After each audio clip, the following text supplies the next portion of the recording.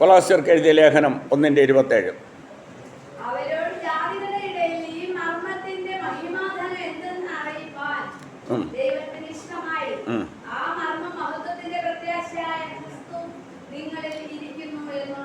മഹത്വത്തിൻ്റെ പ്രത്യാശയായ ക്രിസ്തു. അവിടെ ഞാൻ ആദ്യം ഉപയോഗിച്ച വാക്യം അതെന്തുകൊണ്ടോ എൻ്റെ മൈൻഡിൽ മറഞ്ഞിരിക്കുകയാണ്. ഞാൻ എഴുതിയതിനെ മിസ്റ്റേക്കാണ്. അത് വായിച്ചാലേ ഇത് മനസ്സിലാകത്തുള്ളൂ. മഹത്വത്തിൻ്റെ പ്രത്യാശയായ ക്രിസ്തു. മഹത്വത്തിൻ്റെ ധനമെന്ന് പറയുന്ന ആരാ? ക്രിസ്തു. ഈ ക്രിസ്തു നമ്മുടെ അകത്തിരിക്കണം. അറിഞ്ഞോട്ടോ, ഈ മഹത്വത്തിൻ്റെ പ്രത്യാശയായ ക്രിസ്തു നമ്മുടെ അകത്തിരുന്നാൽ നാം ചോദിക്കുന്നതിനുപരി നിരക്കുന്നതിനുപരി എന്ത് ചെയ്യും? നമുക്ക് ലഭിക്കും.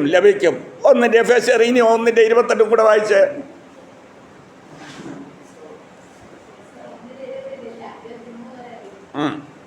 Price the Lord. 1:18.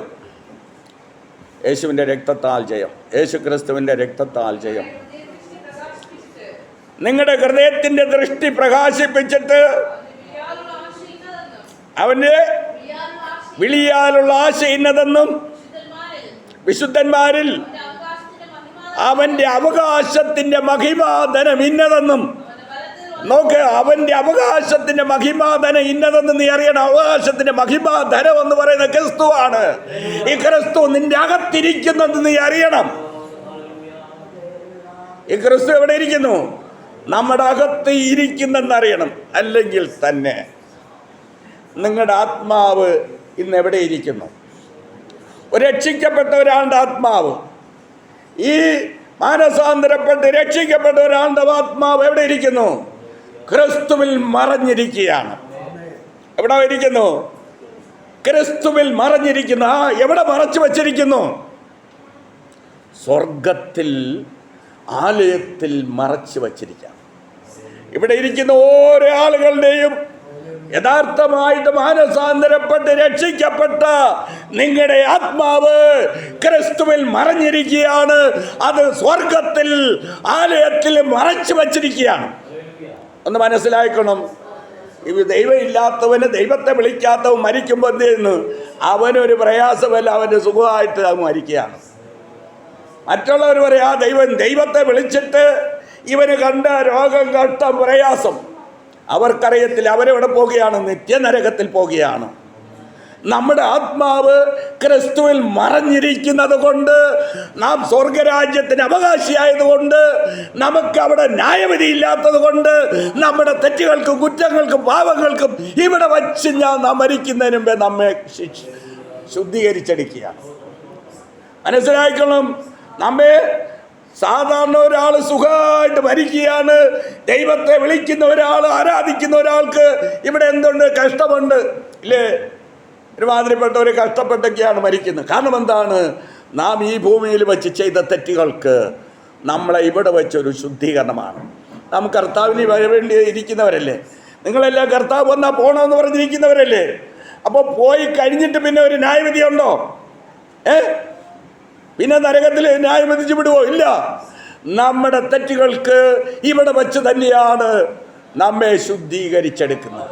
അതുകൊണ്ടാണ് ഭക്തന്മാർ മരിക്കുമ്പോൾ ചിലപ്പോൾ കുറച്ച് കഷ്ടതയിൽ കൂടി, രോഗമോ കഷ്ടതയോ പ്രയാസത്തിൽ കൂടി മരിക്കുന്നത്.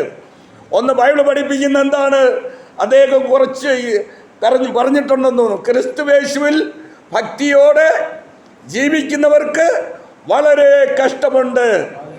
അദ്ദേഹം പറഞ്ഞ വാക്കിൻ്റെ ഒരു അംശം അതിൻ്റെ ഇത് ദൈവത്തെ സ്നേഹിക്കുന്നവർക്ക് നിർണയപ്രകാരം വിളിക്കപ്പെട്ടവർക്ക് സകലവും നന്മയ്ക്കായി കൂടി വ്യാപരിക്കുന്നു. അതിൻ്റെ കുറച്ച് ഭാഗമാണ് പറഞ്ഞത്. അപ്പോൾ ക്രിസ്തുയേശുവിൽ ഭക്തിയോടെ ജീവിക്കുന്നവർക്ക് എന്തുണ്ട്? വളരെ കഷ്ടമുണ്ട്.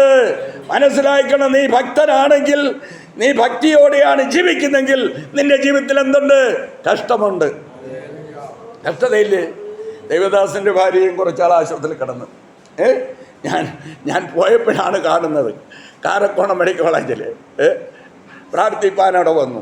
ഓക്കെ, എന്തിനാണ്? ആർക്കാണ് കഷ്ടം? ആർക്കാണ് കഷ്ടം? Praise the lord. ക്രിസ്തുയേശുവിൽ ഭക്തിയോടെ ജീവിക്കുന്നവർക്ക് വളരെ കഷ്ടമുണ്ടെന്ന് ഞാനല്ല, ബൈബിൾ പഠിപ്പിക്കുന്നു. ബൈബിള് അങ്ങനെയാണ് പഠിപ്പിക്കുന്നത്.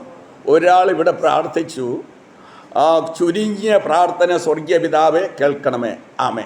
മനസ്സിലായിക്കൊള്ളും. ചുരുങ്ങിയ പ്രാർത്ഥന ആര് പ്രാർത്ഥിച്ചെന്ന് വെച്ചാലും ആരുടെ നാമത്തിലാണ് പ്രാർത്ഥിക്കാനുള്ളത്? ഈ പ്രാർത്ഥന അങ്ങ് പോകുമോ? യേശുക്രിസ്തുവിൻ്റെ നാമം പറഞ്ഞില്ലെങ്കിൽ ഈ പ്രാർത്ഥന അങ്ങ് പോകുമോ? പോകത്തില്ല. അതുകൊണ്ട് തിരുത്തിക്കൊള്ളണം. ആരുടെ നാമം പറയണം? ഒരാൾ മാത്രമേ ഉള്ളൂ. യേശുക്രിസ്തുവിൻ്റെ നാമത്തിൽ സ്വർഗീയ പിതാവേ എൻ്റെ പ്രാർത്ഥന കേൾക്കണമേ, അല്ലെ യേശുക്രിസ്തുവിൻ്റെ നാമത്തിൽ എൻ്റെ പ്രാർത്ഥന കേൾക്കണമേ. കാരണം ഒരു 3 വാക്യം പെട്ടെന്ന് എടുത്ത് വായിച്ച എൻ്റെ മെസ്സേജിലുള്ള എല്ലാം. എന്നാലും യോഹന്നാൻ 14:13, 15:16, 16:23 പെട്ടെന്ന്.